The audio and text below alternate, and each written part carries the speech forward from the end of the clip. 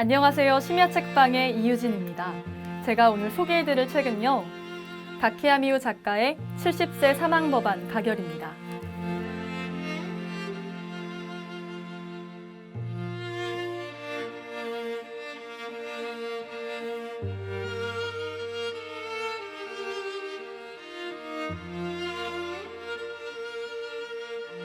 (70세가) 되면 모두 죽어야 한다는 충격적인 이야기를 다루고 있는데요.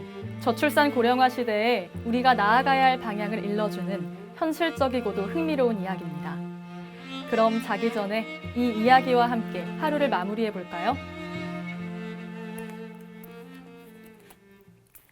70세 사망 법안이 가결되었다. 이에 따라 이 나라 국적을 지닌 자는 누구나 70세가 되는 생일로부터 30일 이내에 반드시 죽어야 한다. 예외는 왕족뿐이다. 더불어 정부는 안락사 방법을 몇 종류 준비할 방침이다. 대상자가 그 중에서 자유롭게 선택할 수 있도록 배려한다고 한다. 정부 추산에 따르면 이 법안이 시행되면 고령화에 부수되는 국가 재정의 파탄이 일시에 해소된다고 한다. 그리고 시행 1차년도의 사망자 수는 이미 70세를 넘은 자를 포함해서 약 2,200만 명. 2차년도부터 해마다 150만 전후가 될 것으로 추정된다. 지난 10년간 이 나라의 저출산 고령화 현상은 예상을 뛰어넘는 속도로 진행되었다. 그 여파로 연금 제도가 붕괴되었으며 국민 의료보험은 바닥을 드러내기 직전이다.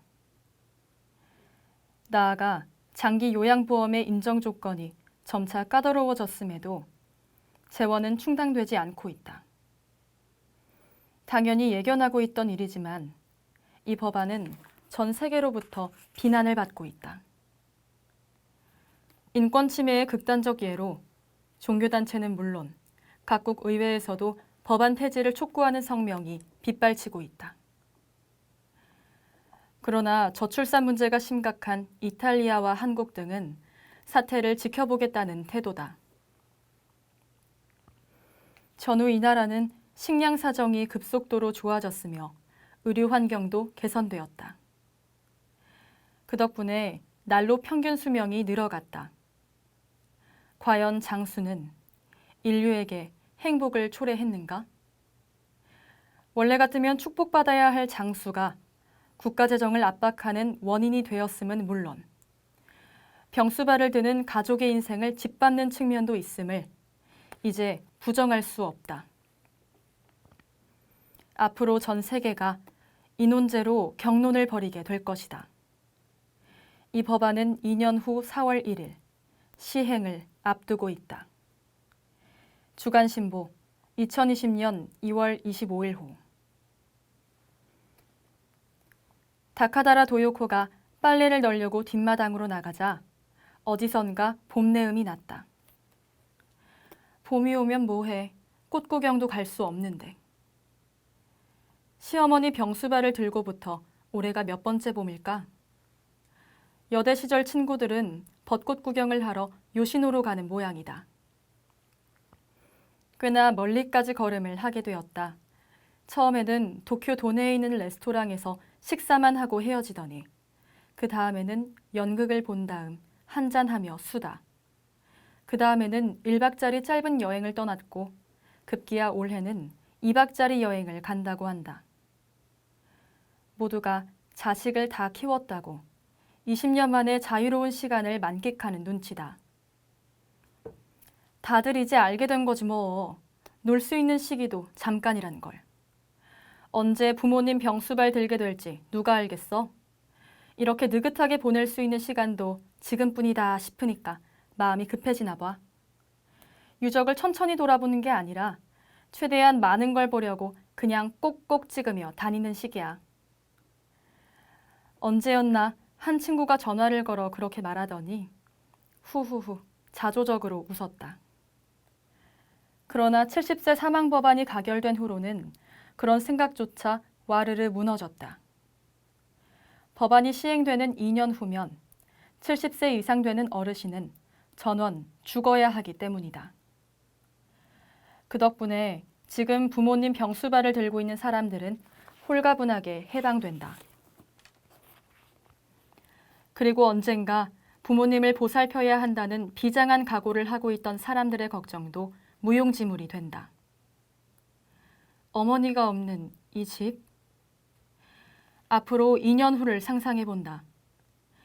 생활상이 완전히 바뀔 것이다.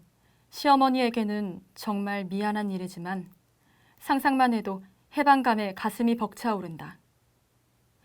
멍하니 그런 생각을 하면서 남편의 셔츠를 널고 있는데 벨소리가 들렸다. 얘야! 시어머니가 절박한 목소리로 불러대는 것은 늘 있는 일이다. 처음엔 무슨 일이 났나 하고 후다닥 뛰어갔지만 지금은 이골이 났다. 저렇게 큰 소리를 낼 수 있다는 것 자체가 아직은 기운이 넘친다는 뜻이다. 그래도 그렇지. 마당에 있는데도 이렇게 똑똑히 들릴 줄은 몰랐다. 시어머니 방은 마당을 향해 있지만 툇마루의 유리문도 방의 장지문도 꼭 닫혀 있다. 여기서도 이렇게 크게 들리니 보나마나 이웃집에도 쩌렁쩌렁 울렸을 거다. 얘야, 뭐하니? 이번에는 따릉하고 배를 짧게 올리면서 더 큰 소리로 부른다. 이제 수건이 3장 남았다. 다 널고 가도 된다. 이렇게 날이 화창한데 부드러운 햇살을 조금이라도 오래 쐬고 싶다. 아이고, 정말? 대답을 않고 있자니 목소리가 더 커졌다. 혹시 정말 어디가 불편한 것은 아닐까? 불길한 예감에 빨래를 내던지고 얼른 집 안으로 뛰어들어갔다. 어디 불편하세요? 문을 여는 순간 찡그린 얼굴과 마주쳤다. 얘는 왜 그리 호들갑이야? 느긋한 목소리였다. 대체 어디에 있었기에 몇 번이나 불렀는데도 이리 늦어? 무슨 대저택도 아니고. 시어머니가 쓰러진 후 뒷마당이 보이는 손님방에 환자용 침대를 들였다. 집안에서 가장 햇볕이 잘 들기 때문이다. 원래는 다다미 방이던 바닥에 마루를 깐 것은 기저귀를 갈다가 떨어진 변냄새가 도무지 빠지지 않아서였다. 본인이 원해서 회칠한 벽도 바깥이 보이게 부분적으로 유리를 끼운 장지문도 그대로 놔둔 탓에 전통식도 서양식도 아닌 묘한 방이 되고 말았다. 전에는 한쪽 벽에 도코노마에 해묵은 족자가 걸려 있고 꽃꽂이 교사인 시어머니가 손수 꾸민 꽃병이 놓여 있었다. 그러나 지금 거기에는 성인용 기저귀와 수건 같은 것이 수북하게 쌓여 있다. 뭘 그리 꾸물거려? 네?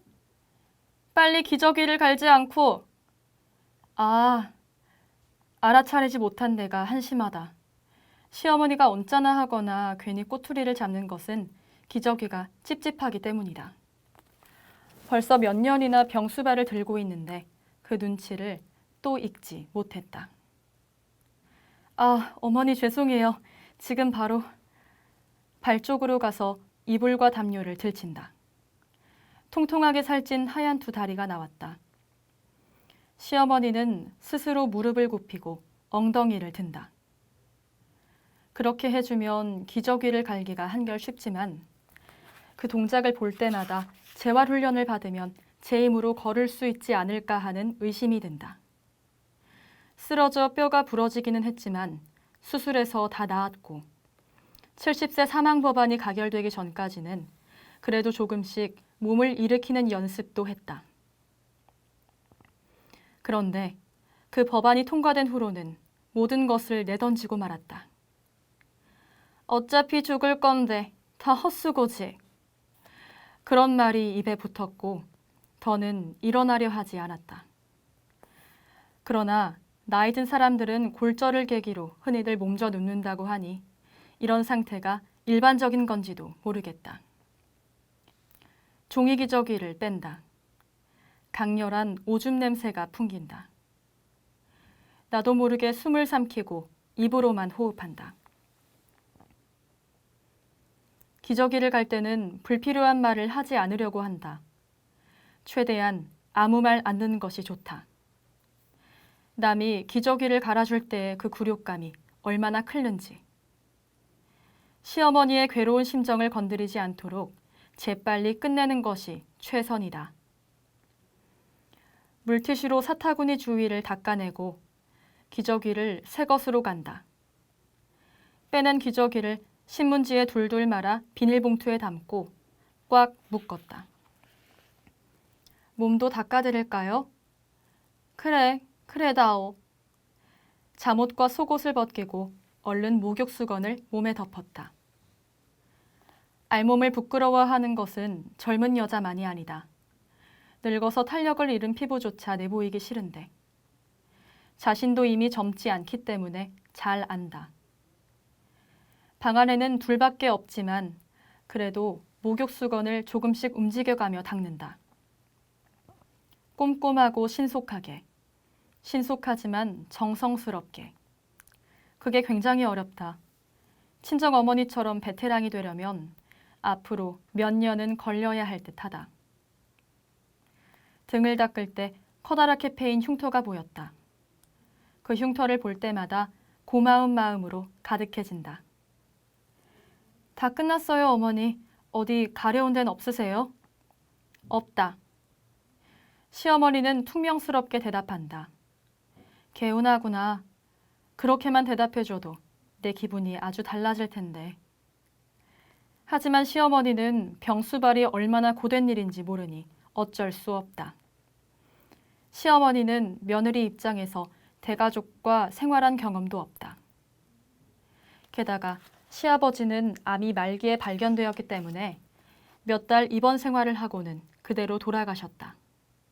그러니 병수발을 한 적이 없는 것이다. 쓰레기를 들고 시어머니 방에서 나왔다. 대변은 오후에나 보려나? 잘 나오지 않는다고 고통스러워하면 관장까지 해줘야 한다. 아무쪼록 텔레비전 보는데 불려가지 않기를.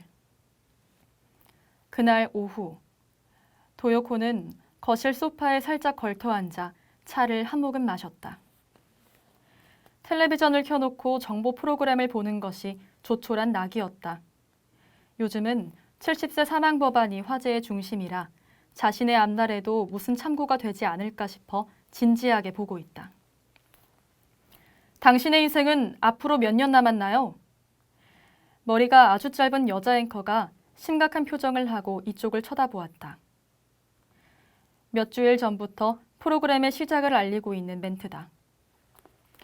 지금이 55이니 남은 시간은 15년. 당신과 같이 뭐. 속으로 그녀에게 대답한다. 그리고 남편은 58이니 앞으로 12년. 그리고 시어머니는 84이니 법안이 시행되기까지 남은 시간은 2년. 남은 인생을 의미 있게 보내려면 어떻게 생활해야 할지 오늘도 이 프로그램을 보고 계실 여러분과 함께 생각해 보도록 하죠.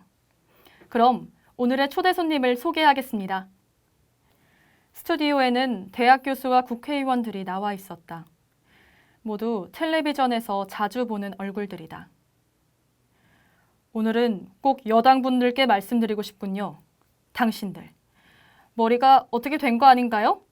그런 법률, 국가의 수치가 아니고 뭐겠어요? 그야말로 전대미문이라고요. 처음부터 색이 나오는 사람은 인정 많기로 유명한 60대 야당 의원, 아사오카 노리코다. 아사오카 의원님이야말로 이상하군요.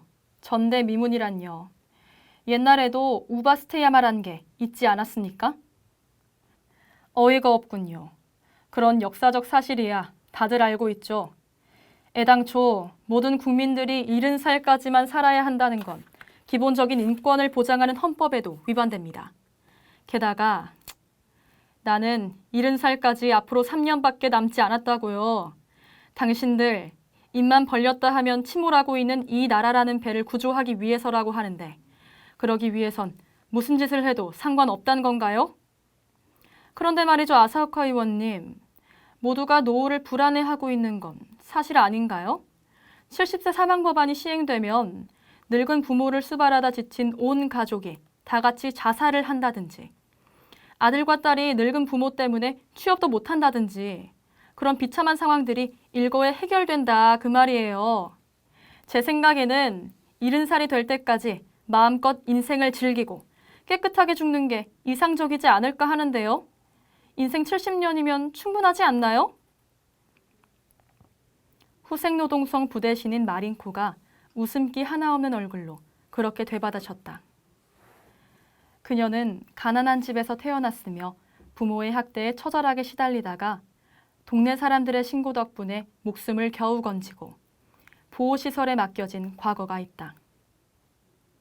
중학교 2학년 때 시설에서 도망쳐 나와 시부야에 있는 클럽에서 일하면서 혼자 살았다. 본명은 마리코지만 성인 비디오 배우였던 시절의 예명 마린코를 지금도 사용하고 있다. 직설적인 언행과 비참한 성장 과정이 사람들에게 먹혔는지 지난 선거에서 30살의 나이로 당당히 당선되었다. 저 말이죠, 마린코 의원님. 충분한 논의가 이루어지지 않은 상태에서 강압적으로 통과된 거잖아요, 그 법안. 여당 여러분, 천벌받을 짓을 잘도 하셨습니다. 언젠가는 반드시 역사의 재판이 있을 거예요. 반드시 그런 날이 올 겁니다. 아사오카가 단정한다. 도요코는 한숨을 푹 쉬었다. 충분한 시간을 두고 논의를 거치는 일이 무슨 의미가 있을까? 의견을 주고받으며 토론을 벌인다고 결론이 날 문제가 아니다. 어떠셨나요? 다음 이야기가 더 궁금하시면 책을 통해 직접 확인해 보세요. 감사합니다.